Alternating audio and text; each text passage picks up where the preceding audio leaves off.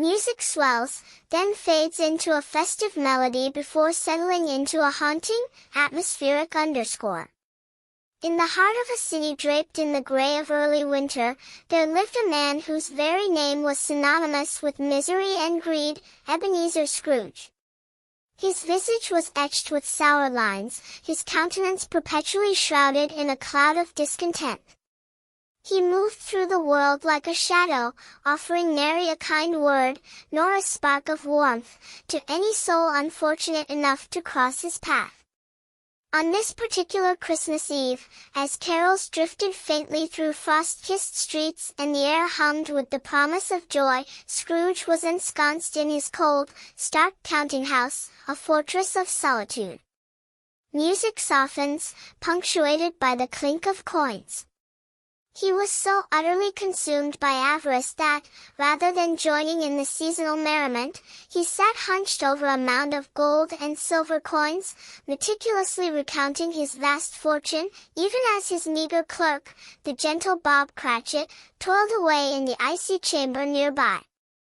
Bob, whose spirit remained unquenchable despite his meager wage and biting boss, ventured a hopeful request. "Sir," he began, his voice barely a whisper, "may I go home early today? The children are expecting me." Music swells slightly with impatience. "Early?" Scrooge snarled, his eyes narrowing like those of a trapped alley cat. "Sit down and work. There's much more yet to be done." "Bah! You expect me to idle my profits on such a busy night for your family needs? No way." The dismissal hung heavy in the frozen air. Music dips, then swells again with a jaunty, hopeful tune, before abruptly cutting off. Later that evening, just as a sliver of hope seemed to pierce Scrooge's hardened shell, his nephew, Fred, burst into the counting-house, radiating infectious cheer. "Uncle Scrooge," he called, his voice ringing with genuine affection. "Merry Christmas!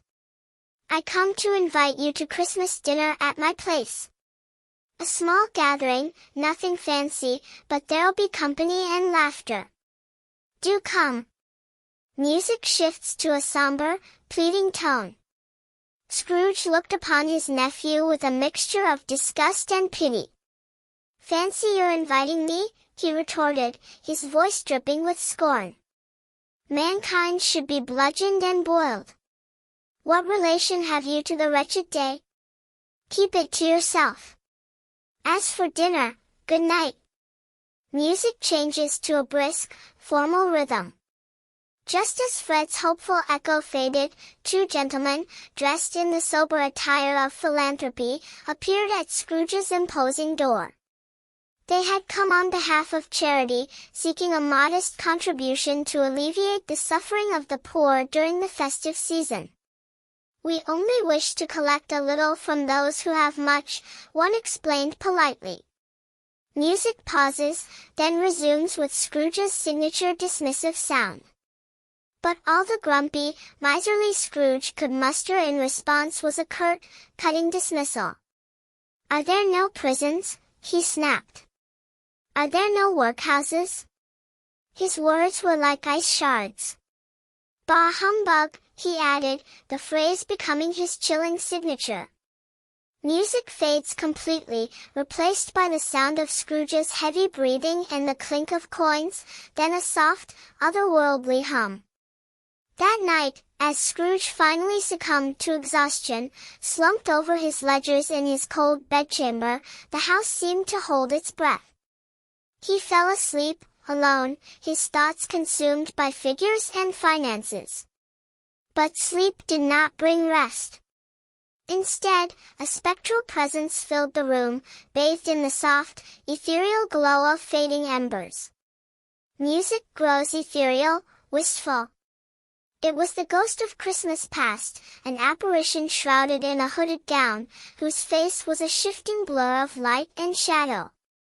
The ghost gently reached out, and Scrooge found himself transported, not through time, but back into the very marrow of his own memories. Music becomes melancholic, like a lonely child's song.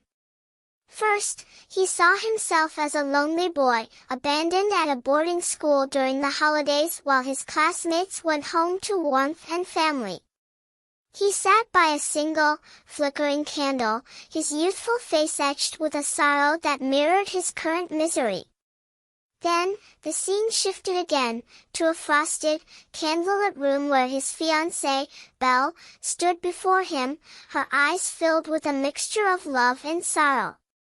"You care for nothing but gold," she whispered, her voice heavy with heartbreak. "Another idol has displaced me. That idol is your money. I have seen today that you love it more than you love me." With a heavy heart, she turned and left him, the door closing not just on their relationship, but on a part of Scrooge's own soul. Music becomes tense, Scrooge's voice filled with distress.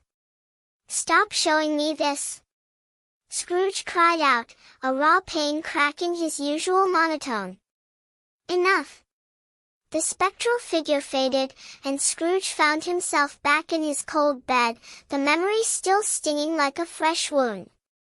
Music transforms into a warm, bustling, cheerful melody. But the night was not yet done. A new presence filled the room, this one radiating warmth and life. It was the ghost of Christmas Present, a giant figure draped in a vibrant green robe, his face beaming with mirth and generosity. He chuckled, a sound like 1,000 bells, and beckoned Scrooge to follow. Music shifts to depict a cozy, impoverished home. The ghost led Scrooge through the air to the modest dwelling of Bob Cratchit. Inside, despite their obvious poverty, thin clothes, meager portions, the small family was gathered around a tiny, smoldering fire. Tiny Tim, Bob's youngest son, who used a crutch to navigate the worn floorboards, sat beaming at his family. Laughter and love filled the small space. They sang, they shared what little they had with genuine joy. Music takes on a questioning, almost disbelieving tone. "How can they be happy when they don't have money?" Scrooge muttered, his voice thick with disbelief. The ghost merely smiled, a knowing, gentle smile that seemed to say, "Money cannot buy everything." Music shifts to a lively, festive party atmosphere. Next, the ghost transported Scrooge to his nephew Fred's Christmas party. Laughter echoed, glasses clinked, and merry conversation filled the air. Fred looked around, his face alight with happiness. "Merry Christmas, everyone," he exclaimed. "Oh, if only Uncle Scrooge were here with us. We'd welcome him, spite of himself." Seeing the genuine love and camaraderie, a strange, unfamiliar warmth began to stir within Scrooge's frozen heart, though he quickly tried to suppress it. Music fades, leaving only a sense of finality and dread. Scrooge returned to his bed, the warmth of the Cratchits and his nephew replaced by a growing unease. The final visitor awaited him, a figure dressed entirely in black, silent and forbidding, the ghost of Christmas yet to come. Music becomes chilling, ominous, almost silent except for whispers. This ghost led Scrooge to a dimly lit, eerily silent street. A funeral procession was passing by. People milled about, their faces expressions of indifference, even relief. Scrooge heard snippets of conversation carried on the cold wind. "That old greedy man died," one person grumbled. "Me too," another chimed in, "he's so unforgiving." "I'm so happy." Music stops abruptly, replaced by a single, sharp sound. "Who is this dead man?" Scrooge demanded, his voice trembling. The ghost did not answer, but led him onward, not to the funeral, but to the bleak expanse of a graveyard. Together, they stood before a freshly dug grave. Scrooge hesitated, Then, with a mounting dread that chilled him more than any December wind, he reached out and read the inscription on the headstone. Eerie silence, then a gasp. Ebenezer Scrooge. Music swells with horror and desperation, then cuts off abruptly. A wave of pure terror washed over him. The life of isolation, the endless counting of coins, the cruelty, it was his own future, his inevitable end, and it was met with universal scorn and joy. "No!" Scrooge cried out, his voice raw with desperation. "Please! Give me a chance! Give me a chance to change!" Silence, then the faint sound of a clock chiming. In an instant, Scrooge was back in his bed, the spectral figures gone. The same cold room, the same leaden silence. But something had shifted. The clock chimed once.